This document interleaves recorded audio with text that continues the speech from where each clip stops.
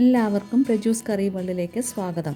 വേനൽക്കാലത്ത് ദാഹം ശമിപ്പിക്കാനും ശരീരത്തിൽ ജലാംശം നിലനിർത്താനും സഹായിക്കുന്ന ഒരു ഫ്രൂട്ടാണ് തണ്ണിമത്തൻ. അതുകൊണ്ട് തന്നെ ഈ വേനൽക്കാലത്ത് ദാഹവും ക്ഷീണവും മാറ്റാൻ പെട്ടെന്ന് തയ്യാറാക്കാൻ പറ്റിയ ഒരു വാട്ടർമെലൺ ജ്യൂസാണ് ഇന്നു ഞാൻ തയ്യാറാക്കുന്നത്.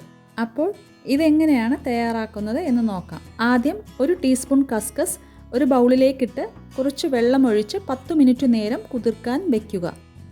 ഇനി കുരു കളഞ്ഞ ശേഷം ചെറുതായി മുറിച്ച തണ്ണിമത്തൻ 2 കപ്പ് ഒരു ബൗളിലേക്ക് മാറ്റുക. ഇതിലേക്ക് നേരത്തെ കുതിർക്കാൻ വെച്ച കസ്കസും 2 ടേബിൾ സ്പൂൺ പഞ്ചസാരയും ചേർക്കുക. പഞ്ചസാരയുടെ അളവ് ഓരോരുത്തരുടെ താല്പര്യമനുസരിച്ച് കൂട്ടുകയോ കുറയ്ക്കുകയോ ചെയ്യാവുന്നതാണ്.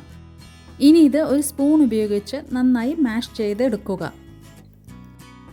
മാഷ് ചെയ്തെടുത്ത ശേഷം ഇതിലേക്ക് 1 കപ്പ് പാല്, 1 ടേബിൾ സ്പൂൺ കണ്ടൻസ്ഡ് മിൽക്ക്, കുറച്ച് ഐസ് ക്യൂബ്സും ചേർത്ത് നന്നായിട്ട് ഇളക്കി യോജിപ്പിക്കുക.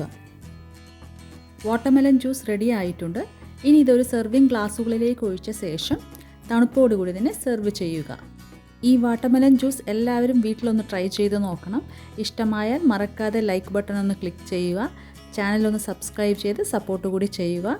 ഇനി പുതിയൊരു റെസിപ്പിയുമായി വീണ്ടും കാണാം. അതുവരെ ടേക്ക് കെയർ ഓൾ.